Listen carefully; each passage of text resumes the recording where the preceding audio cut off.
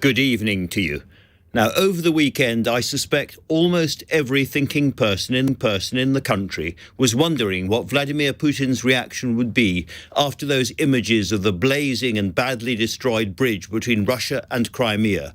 This, the Kerch Bridge, was his pet project and one the Russians had boasted was very heavily defended. Well, not heavily enough, clearly. The big questions: would Putin use nuclear weapons in retaliation? And if so, what would NATO do?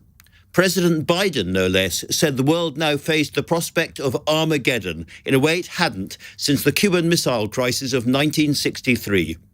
In short, are we really on the edge of full-scale nuclear war?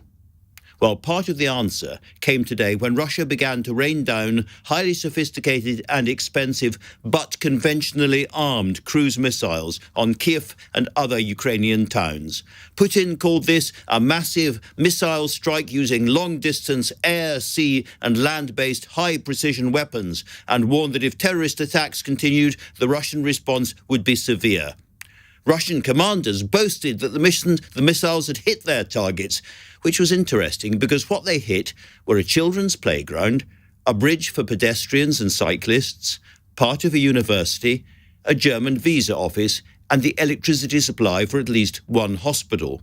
You could be forgiven for thinking this was random terrorism against the civilian population designed to soothe hurt Russian pride.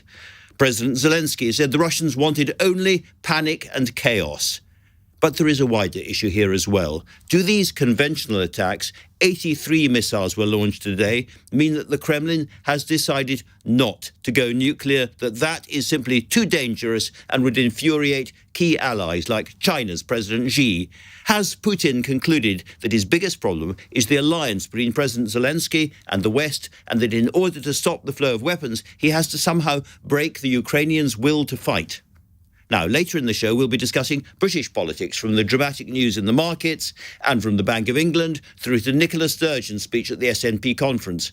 But frankly, there is no bigger story today than the major escalation of the war in Ukraine.